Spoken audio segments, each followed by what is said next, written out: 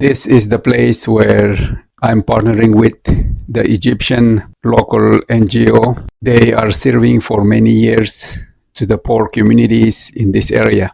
And as you see, this place is very big. It has a lot of different things, green things like mangoes growing there, lemons in some rows, and a lot of other things as well growing around. They bring a lot of people from Upper Egypt, and that's the main location, the main place where they serve in the summertime as a camp or like kind of conference place.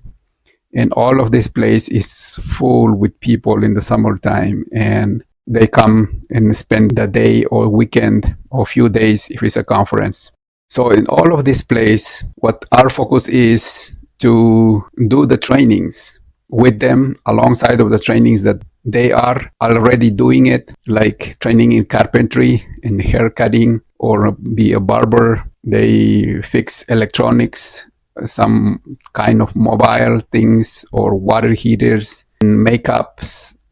It's very useful, this place, for that. In this place, do trainings and bring people even internationally from different locations like Sudanese or Yemenis. In my case, I have connections. I'm hoping to bring more people like that and do trainings in this area. So this is very strategic location to do all of those things here in Egypt. And one of the things that I want to focus is try to teach them how to do sustainable farming, and then they can learn and go back to their own location or their own places, and they can implement or they can work or they can find some kind of job opportunities. من كل المكان.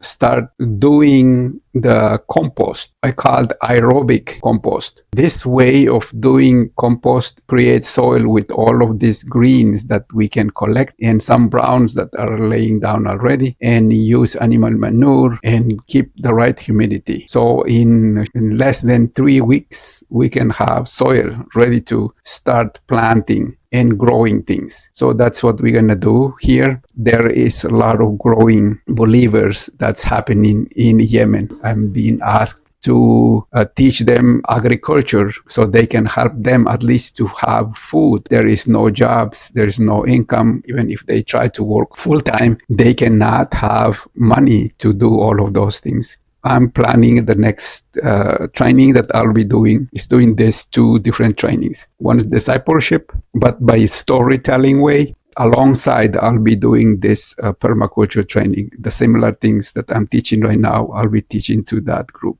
So the permaculture is basically teaching the people about doing everything like in very sustainable way. What we do is in the training, we teach them how to understand the soil, the structure of soil, and understand all what the nature is about. As I'm focusing on how is the nature about, I talk about Genesis, about the creation of God, how God created, how he formed the earth, universe, and everything. And then as I move forward, also I encourage them that we are created to manage the land, to manage the animals, to subdue everything on the earth. But the subduing part, that is our responsibility to, even as we take care of everything, the animals that are on the oceans or in the waters, the animals that are on the ground and all the creeping things, the animals or the birds who fly, all of those things are incorporated in my teaching. And then I encourage them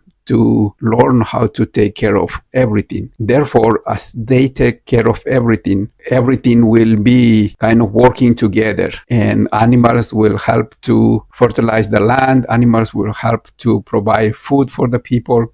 Animals will help even to be as a pest control in a lot of different areas. So because of that, it's necessary to work as a whole, not only one part. And also in the sustainability, our main focus is to not use any chemicals. We create our own soil, we create and we fertilize the land through the animal manures and preparing so many different types of compostings, as you have seen. One is that, and there is many different ways also that I teach the composting part to creating soil, and also how to recycle the water and recycling and using well the water that they have, and how to be a good managers in the water. So all of those things is incorporated in the teaching in how to do in the sustainable way. In sustainability, also I teach them how to soil testing for the structure of the soil, specifically to know what is in it. I'm going to try to find out is how much sand is in it, how much silt, and how much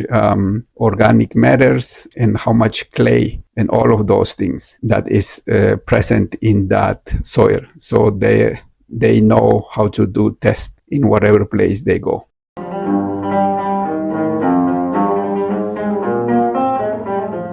Also at nights, we have times to worship after everything that we have done during the day. We just take a time with all those workers. This is in the free will. They are not obligated to come, but most of them come to listen, and some of them come to even worship. Last time, as I was there, I saw this very encouraging thing. They started growing also in between. This is what the permaculture is.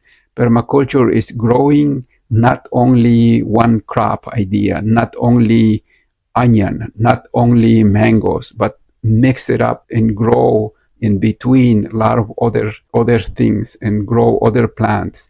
And that's the main idea in the permaculture, is imitate from the nature. Since we lost kind of the sense of taking care of the nature and growing in the natural way, because of all these technologies came, we just started destroying in the massive the land, just poisoning in so many different ways. And then in many places, the land are becoming very dry and even becoming desert. So instead of doing that, what we should imitate is the nature. How is the nature in the woods or in the forest? So we can learn how that nature is. So then we can put in practice in the field about all of those things. We can recreate the Garden of Eden in this earth by growing mixed things, because in the beginning, God created everything. It was everything came up.